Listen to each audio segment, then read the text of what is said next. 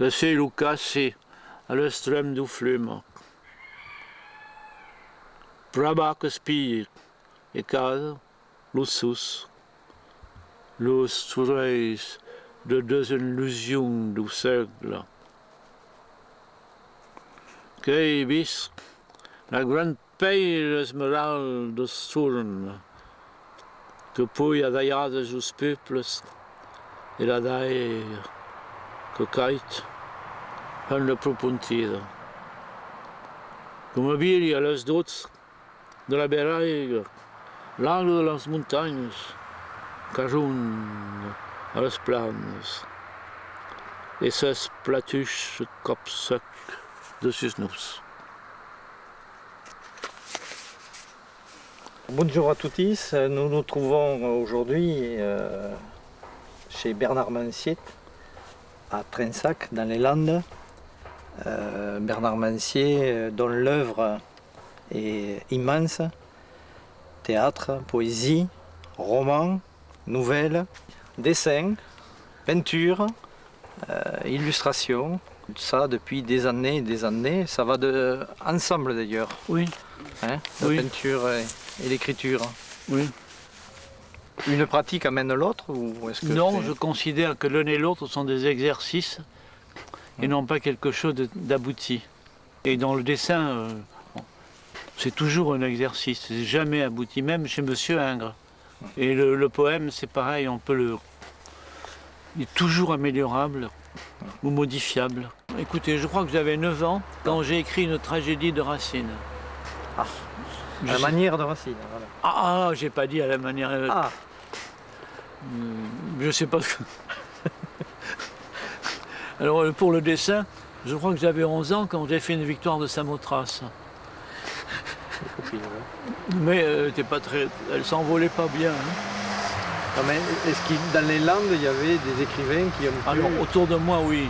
Autour de vous, vous influencez? Ma grand-tante était poétesse. Ah. Ma grand-tante Marie Dubuc.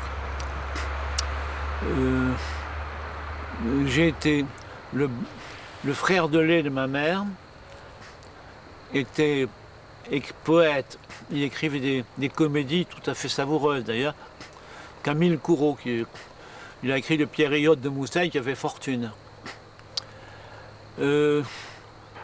Ensuite, on parlait beaucoup dans ma famille de l'abbé de Gers, qui était curé de mon village, et qui était un bon poète occitan.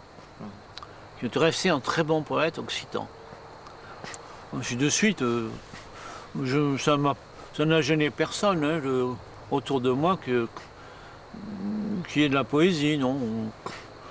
Bon, il écrit des poèmes. Est-ce qu'au départ c'était en français ou en occitan? Les deux. Les deux. Les deux, parce que... Différemment. Les deux. Je crois que ma grand-tante c'était en français.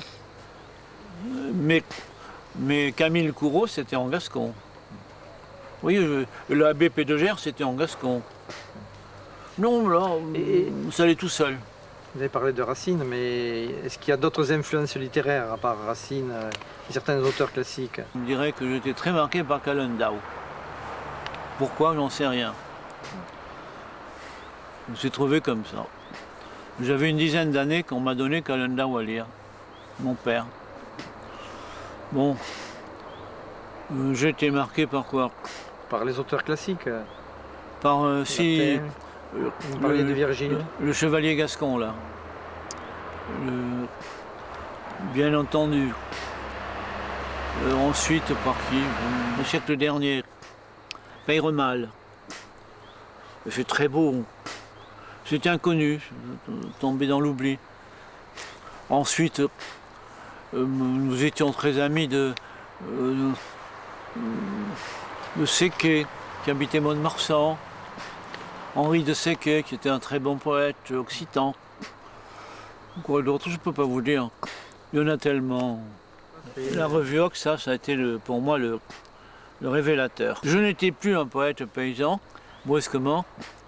Un de ces poètes de Katsu, comme étaient tous les autres, même les plus grands. Hein. Même Mistral, pour nous, c'était un poète et paysan. Hein.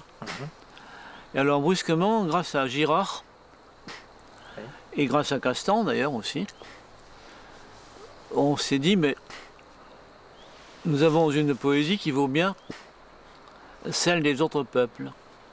Oui. Et grâce à Girard.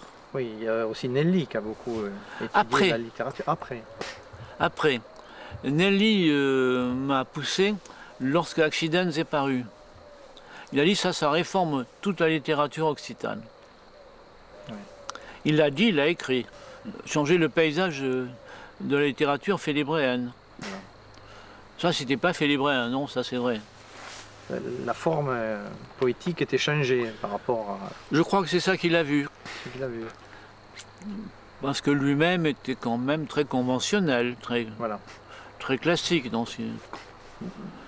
Il était fait libre. Hein? Il était fait libre. Il l'était sans l'être tout en l'étant. C'est difficile à dire. Non, fait libre. Il en avait le titre, il en avait le statut. Qu'il ne Je l'ait crois pas cultivé comme un fait libre classique, c'est certain, mais il en avait Mais le les statut. faits libres n'étaient pas cultivés. Qu'est-ce que vous croyez? Sauf 2 ou 3, mais les autres, ils connaissaient Ernest Pérochon et ils connaissaient François Copé. Non, ils n'étaient pas calés du tout, non, non. Moi, j'en ai connu. Il y en a qu'un qui était très solide, c'est Camélat, à qui je dois tout. Camélat, qui un jour, à Salis de Berne, m'a pris par l'épaule. C'était une fée libre et il m'a dit viens avec moi. Et nous avons été 2 ou 3, il y avait Pic aussi, André Pic. André Pic, oui. Nous étions tous les 3. Et il m'a dit ce sera toi maintenant, parce que moi je vais mourir. Il n'est pas mort d'ailleurs, il a mis du temps à mourir. Est-ce qu'il a fait ça par gentillesse, parce que son fils était mort à côté d'ici? Le docteur Camélat était mort quelque temps avant, pas loin d'ici, à Luxeuil. Alors est-ce que c'est pour ça, par gentillesse? J'en sais rien. Mais en tout cas, c'est lui qui m'a mis sur la voie. Il me l'a imposé. Il m'a dit, il faut maintenant que tu t'y mettes. Et il faut que tu commences par enrichir ton vocabulaire. Car mon vocabulaire, c'était celui du petit peuple de nos villages. Hein. Il dit non, non, non, il y a autre chose. Alors il m'a ouvert des tas de barrières. Et c'est finalement Girard et lui qui m'ont mis sur la voie. Pour la revue Hoc, c'est Oh, à l'heure actuelle. et je l'ai prise quand Girard est mort. Voilà. Quand on a voulu la rafler à Madame Girard. Et là, il y a de nouveaux artistes, de nouveaux talents qui s'expriment dans. Mais comme toujours dans Zoc. Ça a toujours été comme ça. Avec Girard, c'était comme ça. Suivant. Tout ce qu'il y avait de neuf, il le recueillait. Moi, j'ai essayé de le faire ça. Et maintenant, je passe la main à mon âge, c'est normal, à votre équipe, là. Tardif, Franck Bardou, Olivier de la Marque, Brivat. Voilà, vous êtes... Ça va? Vous êtes assez nombreux pour mener l'affaire. Si vous ne vous fâchez pas, parce qu'en Occitanie, on se fâche tout le temps. Oui, justement. Alors ne faites pas ça.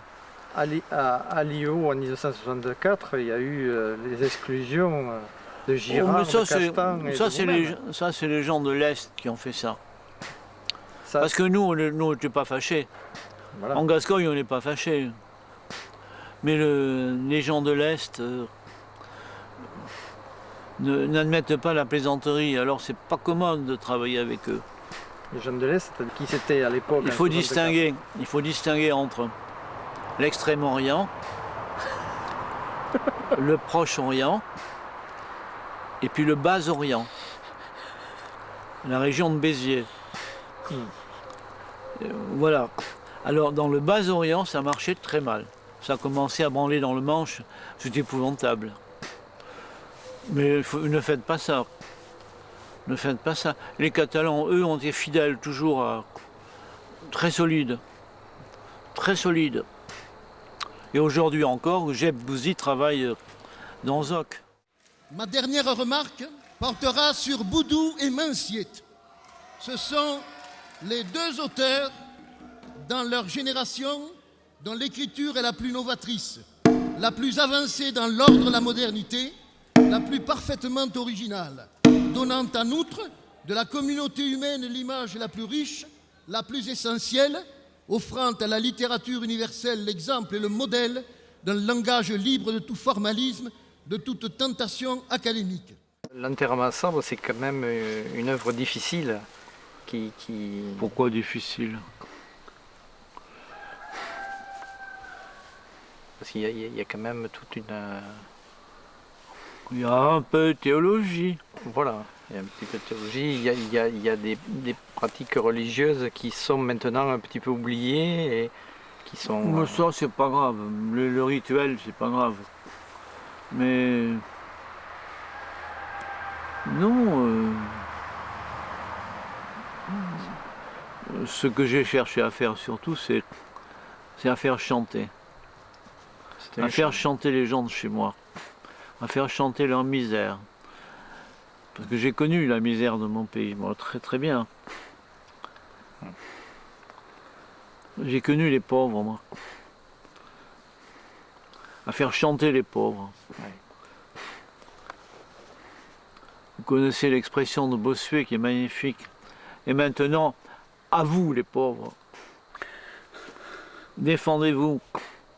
On n'a pas entendu les communistes, c'est pour dire ça. Il disait déjà ce qui faisait scandale. Alors que Lacordaire, cette espèce de salaud, disait du haut de sa chair, quant aux pauvres, ne vous inquiétez pas, il y en aura toujours.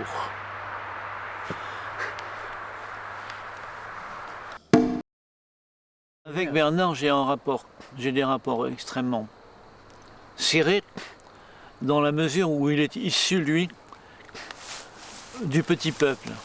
Et nous parlons et de Luxeuil, du voisinage. Nous nous entendons sans rien nous dire. Il y a une connivence. Et alors, une connivence qui s'est révélée extraordinaire le jour où, moi parlant, lui jouant, on se devinait. Nous nous devinions l'un l'autre. Il modifiait son piano en fonction de ce que je disais et moi l'inverse. Alors là, il y a une connivence qui est incontestable. Alors, jazz ou pas jazz, hein, est-ce qu'il fait du jazz finalement?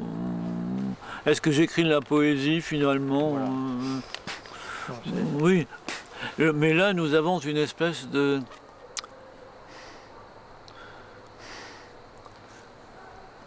Je dirais d'une ironie commune. Parce qu'en plus, nous ne croyons pas en nous. Vous ne prenez pas trop au sérieux. Non. Lui n'a pas besoin puisqu'il est célèbre partout. Et moi je ne peux pas parce que je me moque trop de moi-même. J'étais habitué à me moquer de moi-même. Je suis de Sabre, alors on est moqueur et gouailleur dans mon village. Et on commence par soi-même. Alors là vraiment, nous sommes faits l'un pour l'autre. Comment ça se trouve? Ça s'est trouvé comme ça. Comme dirait Montaigne, parce que c'était lui et parce que c'était moi. Ce qui d'ailleurs ne veut rien dire du tout.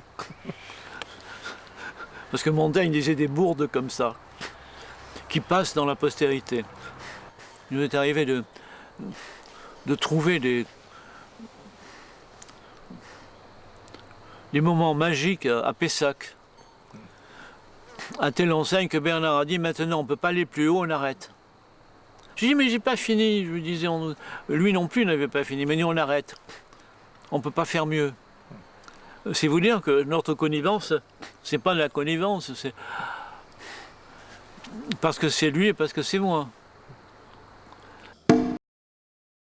Je peux difficilement en parler parce que, vous savez, 50 ans de collaboration très proche, il y aurait tellement de choses à dire, tellement de... Eh bien, je ne me suis jamais brouillé avec lui, ce qui est extraordinaire. Oui. Il y a beaucoup de gens qui se sont brouillés avec vous. Et avec moi. Voilà. Avec moi, il y a beaucoup. Et avec lui, non. Il y a un autre avec qui jamais j'ai pu me fâcher, mais c'est dû à son caractère, pas au mien. C'est Bernard Lesfargue. Alors, avec eux, on ne peut pas se fâcher. avec Castan, je n'ai jamais pu me fâcher. Il m'a apporté beaucoup. Longtemps, il m'a corrigé mes textes. Ah oui. Ah oui, il le faisait très bien d'ailleurs. Je lui ai envoyé les grands textes, je les lui ai envoyés et quelquefois ça me revenait avec 10 pages rayées. Enlève-moi tout ça. Il avait raison. Parce qu'on est très mauvais juge de soi-même. L'objet est trop près de l'œil, disait Bossuet, pour qu'on le voie. Ouais. Alors que avec Castan, c'était l'œil d'un peu loin. Ça m'a beaucoup servi. Et puis nous avions quand même, pris des positions très claires à Nérac une fois. Le manifeste de Nérac qui est toujours valable, n'a pas bougé et qu'on a essayé d'éteindre par tous les moyens. Mais je ne vois pas pourquoi, ça fait de mal à personne. Alors Castan,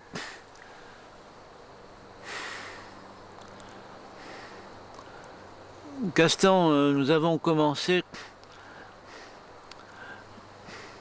à nous intéresser l'un à l'autre par l'art roman et le baroque, les deux choses. Moi j'avais fait des études sur le XIIe siècle avec Louis Réau à Paris, et lui connaissait Moissac, il habitait Moissac. Ensuite, il n'était pas loin de la Rasée où il y avait du baroque. Et moi, je suis allé à Trèves et en Bavière, je connaissais le baroque. Alors, nous sommes entendus là-dessus, finalement. Il y a deux choses qui paraissent antinomiques, c'est l'art roman et le baroque, qui ne le sont peut-être pas, mais qui sont la substance même de l'Occitanie. Dans les deux mouvements, il y a quelque chose qui est très proche de la chair. Ah oui, ah oui. Il y a autre Alors, chose. dans nos régions, moins, mais en Saintonge, qui était gasconne autrefois, qui était occitane, allez-y, vous allez voir, si c'est pas près de la chair. C'était invraisemblable, à telle enseigne que mon vieil ami, là, l'abbé Cabano, me dit au fond, le christianisme a cessé d'exister et le catholicisme a cessé d'exister en 1120.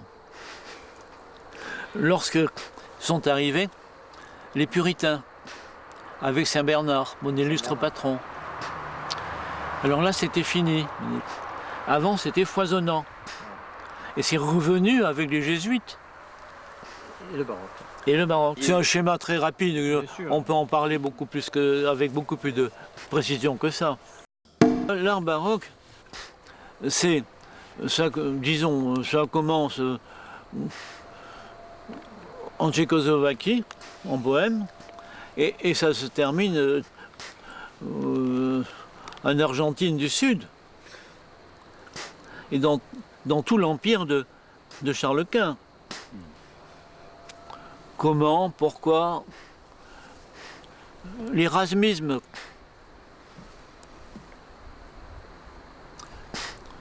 Les jésuites, vous le savez, étaient très critiqués parce qu'ils émettaient Érasme. Montaigne a été critiqué pour la même chose. Alors, je dirais que les jésuites, c'est vite dit, c'est...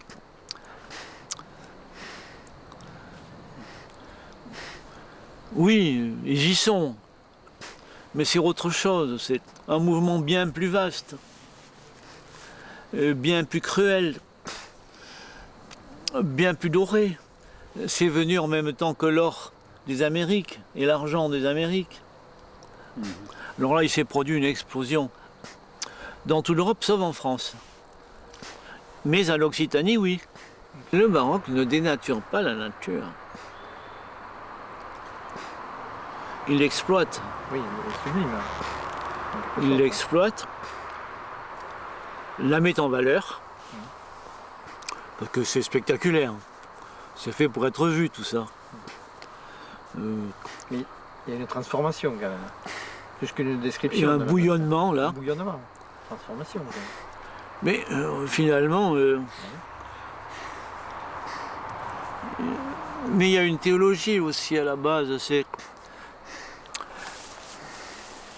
les hommes de bonne volonté. Chez les vieux théologiens. La volonté, c'est quoi? En gascon, la volonté, c'est le désir charnel. Chez Shakespeare, will, c'est le désir charnel. Le vieux mot pré-indo-européen, wool, c'est le désir. De sorte que paix aux hommes de désir, au foisonnement, à l'expansion, à l'engendrement. Si on vous dit Genèse, c'est pas parce que à telle époque on a fait ça, c'est pas historique. C'est l'explosion. C'est donc une synthèse entre la chair et l'esprit. Absolument. Je crois que c'est ça qu'il faut voir dans le baroque. Est-ce qu'il faut le voir aussi dans l'écriture, dans votre écriture?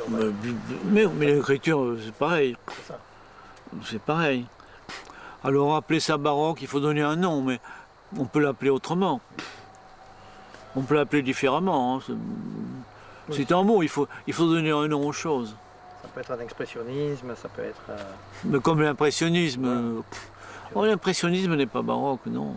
Ah non, je ne peux pas parler de baroque, mais je veux dire cet Non, engagement de l'esprit. Rubens serait baroque, Oui, Chagall même, à la rigueur.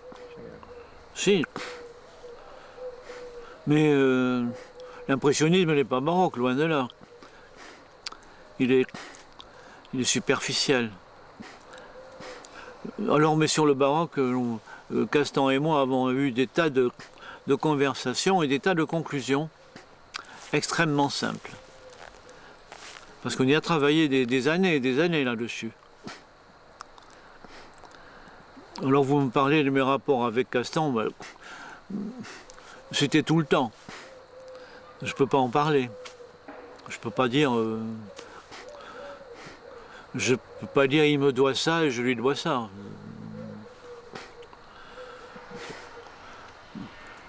Je sais qu'il me doit pas assez.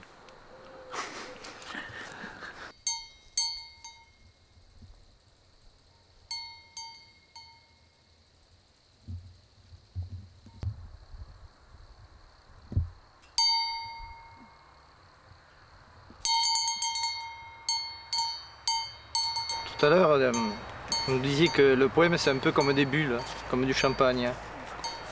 Dans quel sens? Oui, parce que c'est vain. Ça ne sert à rien. Ça sert à rien. Ça ne sert à rien.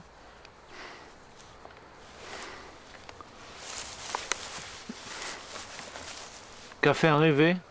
L'essentiel est dans le rêve. Ainsi s'achève notre rencontre avec Bernard Mancier dans le cri de l'Escritch. Adiciat a tutis. Adiciat a tots. Din cagnant de cop. Atau.